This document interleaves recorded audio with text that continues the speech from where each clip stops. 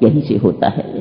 हनुमान जी महाराज जागवान द्वारा प्रेरित किए गए हैं, याद दिलाया गया है उन्हें।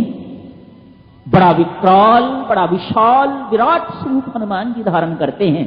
ऐसा स्वरूप पहले कभी किसी ने नहीं देखा हुआ।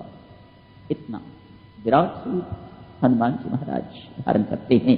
जिस पर्वत पर खड़े हैं उस पर्वत पर अपना पांव मारा, वह पर्वत धस जाता है। इतना बल आ गया है, उन्हें याद आ गया है, ओ मैं इतना बलवान, इतना मेरे अंदर समर्थ, इतनी मेरे ऊपर परमात्मा की कृपा, ये सब बातें उसे याद आ गई। हनुमान जी महाराज आकाश मार्ग से जाते हैं या तैरते हुए जाते हैं, ये हमारा विषय नहीं है। बलवान हैं, मर्जी के मालिक हैं, दोनों मार्गों से चल सकते हैं, वह उन्हें कौन रोक सकता है। महाराज वह ठोक बजा के कहता है, मेरे मार्ग को कोई रोकने वाला कोई है नहीं। ठोक बजा के कहते हैं, मेरे मार्ग को कोई नहीं रोकने वाला, वह चाहे नभ मार्ग से, आकाश मार्ग से जाए, चाहे वह तैर के जाए। सर्वप्रथम साधना के मार्ग से हनुमान जी महाराज जा रहे हैं। एक साधक शांति की खोज, मां की खोज में जा रहा है। सर्वप्रथम बाधा, जब आप भी अपनी साधना के लिए कभी कोई निकले, अब तो छोटी मोटी साधना के लिए निकलते हो, इसलिए बहुत बाधाएं आती भी नहीं है, आती भी हैं तो उनका पता नहीं लगता। जब कोई साधक अच्छी साधना के लिए निकलता है तो उसके सामने सबसे पहली जो बाधा आती है वह अपना परिवार है।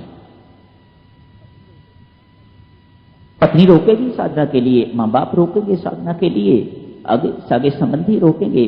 क्या करोगे, ये आयु है तेरी साधना करने की, इतनी छोटी आयु में ही श्री रामकृष्ण जाना शुरू कर दोगे, सारी उम्र आगे पड़ी हुई है, अभी रुको, बहुत जाप नहीं करने देंगे। मैं यहां साधक, आज ही किसी ने मेरे से शिकायत करी, मेरे मां बाप मुझे रोकते हैं बहुत जाप नहीं करना, ये अभी उम्र थोड़ी अधिक जाप करने की, साधना नहीं करनी। भक्तजनों, संत महात्मा यहां आपको स्पष्ट करते हैं ये बाधाएं आई। संत महात्मा कहते हैं, शास्त्र कहते हैं, साधना के मार्ग में कोई भी यदि बाधक बनता है, चाहे वह बाप है, चाहे वह पति है, चाहे वह मां है, चाहे वो कोई सगा संबंधी है, शास्त्र कहता है वह पापी है। पत्नी जा रहा है, पति जा रहा है साधना के लिए, पत्नी रुकावट बनती है। स्वामी जी महाराज ने लिखा, पत्नी को बाधा नहीं बनना चाहिए, ना सेवा के कार्य में ना साधना के कार्य में उसे जाने देना चाहिए, उसे ये इजाजत, उसे रुकावट नहीं। संत महात्मा यहां एक छोटी सी बात स्पष्ट करते हैं, भक्तजनों, आप साधक हो, साधना करनी उनके कहने से बंद नहीं करनी। अभी आपने सुना ना, साधना में रुकावट डालने वाला व्यक्ति पापी है, और यदि आप उनके कहने से साधना रोक देते हैं तो मानो वह पापी हो गए।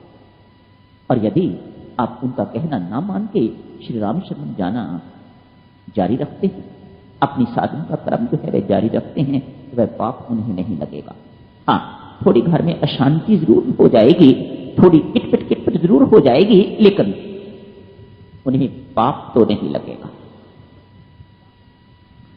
प्रथम बाधा हनुमान जी के मार्ग में मैनाक पर्वत आया है। ये समुद्र से अरप्त हुआ है, समुद्र से ऐसे निकला है, थक गया होगा मेरा हनुमान, मानो कोई संबंधी है, कोई जानकार है, कोई हमदर्द है। ये हनुमान इतनी दूर से तैरता तैरता आ रहा है, थक गया होगा, थोड़ी सी जगह उसको ऊपर करके बना दी, मानो एक कुर्सी दे दी, एक मेज दे दिया, थोड़ी देर के लिए बैठ जाओ, विश्राम कर लो। हनुमान जी कहते हैं, महाराज क्षमा करें, राम काज किए बिना विश्राम कहा, ये सफलता प्राप्त किए बिना विश्राम नहीं, साधना में विश्राम नहीं है बात।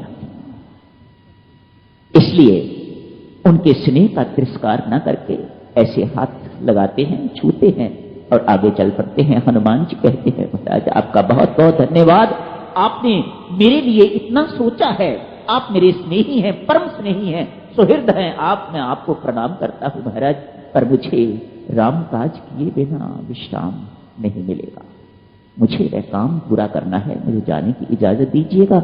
इस प्रकार से टच करके, इसलिए साधक जनों, हनुमान जी महाराज अपने इस कार्य से हम सबको उपदेश देते हैं, यदि आप सोचो कि आप सगे संबंधियों का तिरस्कार करके अपनी साधना में सफल हो जाओगे, तो हनुमान जी महाराज कहते हैं ऐसा संभव नहीं दिखाई देता, कठिनाई आएगी आपको।